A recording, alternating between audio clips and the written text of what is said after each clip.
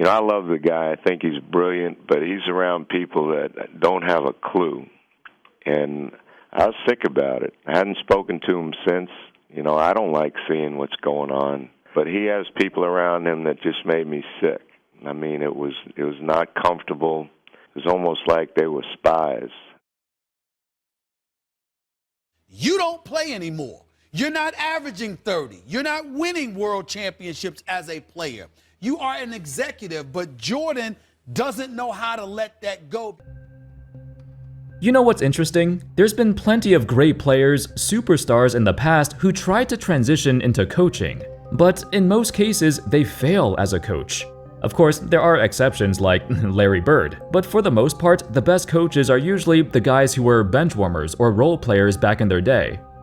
But I think Michael Jordan is the only player in history who transitioned into ownership, and not just a minority stake. In 2010, he became the first former NBA player to be the majority owner of an NBA team. Since then, however, he's become a laughingstock over the years, with horrendous trades, signings, bad draft choices that never pan out, his unwavering love for tall, white big men who become busts. On the flip side, it also shows how strong MJ's legacy truly is. Despite his misfortunes as an owner, his reputation as a player will never change, which is great. You can't have these kids growing up thinking of MJ as an owner first, player second. If that day comes, I'll be sad. Anyway, how's it going, folks? My name's Andy, and today let's take a deep dive into Jordan's ownership career. Every notable trade, signing, or draft pick he's had, and what were the results? Was his ownership tenure truly as bad as everyone says, or was he just unlucky? Let's take a look. So I mentioned Jordan became the majority owner in 2010, but he actually purchased a minority share 4 years prior, in June of 2006. Almost immediately, he was given the full reins of basketball management. He was in charge of all of their basketball operations and decision-making. At this time in 2006, the Bobcats were a brand new expansion team and have only played 2 lackluster seasons in the league before MJ took over. And in his first official decision, Jordan used the Bobcats' 3rd overall pick to draft Adam Morrison. Now, I know what you're thinking. He's a bust. In hindsight, this seems like an atrocious pick because Morrison was, awful. But at the time, he was one of the greatest college players of all time. It wasn't a bad choice at all because most mock drafts had him going like 3rd or 4th. I'll chalk this up to bad luck. Or maybe it wasn't. You see, the Bobcats went through a miserable trend. For some reason, every time a new player joins the team, whether it's through a trade or a signing or the draft, they all play very poorly. Within the span of a few years, we saw guys like Jason Richardson, Boris Diaw, Corey Maggette, and Steven Jackson have brief stints in Charlotte, but it all seemed like they were never interested in playing here. Boris Diaw might be the best example of this. The dude gained so much weight and looked completely uninterested in playing for this team, and he eventually got waived. When San Antonio picked him off waivers, he got into much better shape and became an integral part of their championship rosters. In Charlotte, he looked like a fluffy croissant. Perhaps there was some sort of culture issue within the locker room, and it turns out there was. The players did not get along with coach Sam Vincent, and after he got fired, Larry Brown got hired, but he didn't last very long either. Now, everyone knows Larry is a legendary coach, so how come he couldn't get the locker room together either? Well, he talked about this in an interview and really ragged on Jordan's choices of who he was hiring. This is what Brown said. "Jordan's around people who don't have a clue. He had people around me that made me sick. It was almost like they were spies wondering what we were doing and getting back to him." Yikes, this led to a major feud between him and Jordan. There was so much dysfunction from an organizational standpoint. And perhaps MJ was, overstepping his boundaries and not letting his guys do their jobs. It's no wonder their players had such a hard time developing and creating any sense of identity and camaraderie when you have all the higher-ups at each other's throats. Anyway, let's keep looking at his draft picks. So, in the 2007 draft, the Bobcats drafted Brandon Wright with the 8th pick, but traded him to Golden State for Jason Richardson. They only got 1 season out of J. Rich, but Brandon Wright didn't turn out so well either. In 2008, they took DJ Augustine with the 9th pick. Not a bad choice. The issue was, from 2007 to 2009, they hovered around 30 to 35 wins. Their young players were slowly improving, but not as much as they hoped. They weren't a bad team by any stretch. They were on the outside of the playoffs looking in, but as most of you know, this is the worst spot they could be in, the 10th, 11th, 12th seed. Their first-round picks were later in the lottery, so they couldn't get any of the top prospects. It's not like their picks were random. Maybe they could have picked Joakim Noah, who went right after Brandon Wright. Maybe they could have taken Brook Lopez, who went right after DJ Augustine. As I mentioned earlier, with the Bobcats' internal issues within the organization, feuds between MJ and various members of the coaching staff, this team had no sense of direction. That's when Jordan started to get very impatient. 3 years of staying in the same spot with no improvement, he needed a change.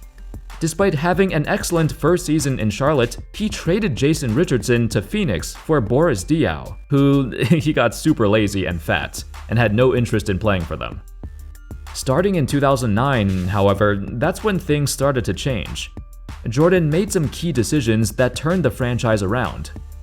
Most importantly, he made a trade for Steven Jackson of the Warriors. Jackson just had a great season in Golden State.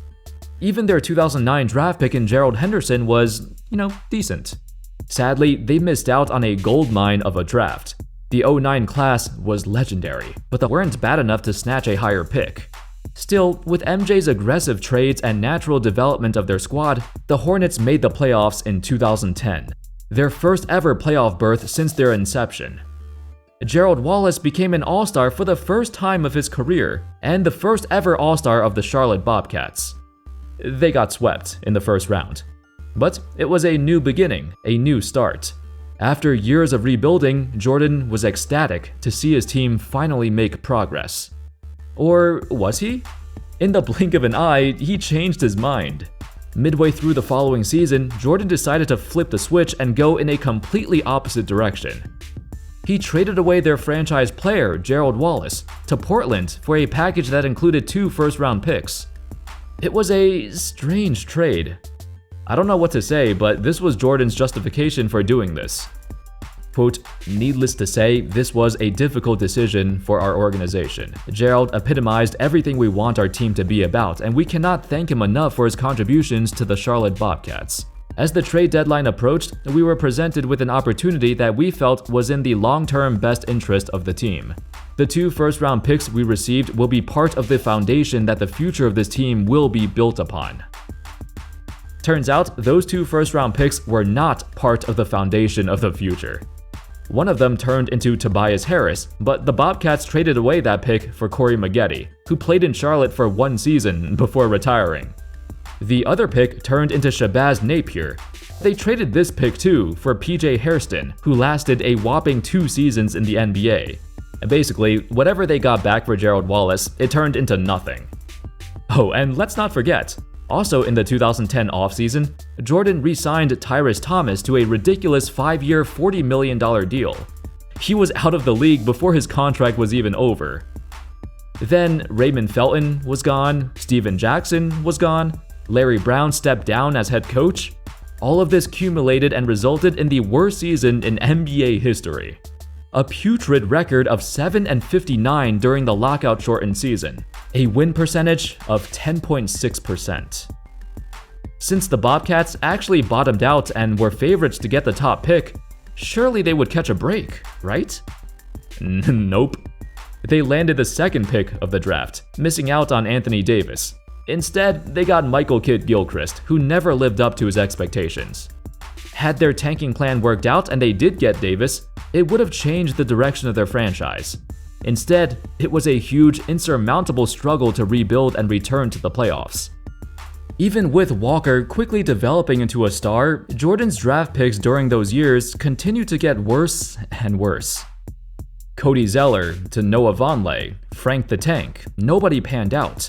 Nobody gave Walker the help he needed to lift his team out of mediocrity.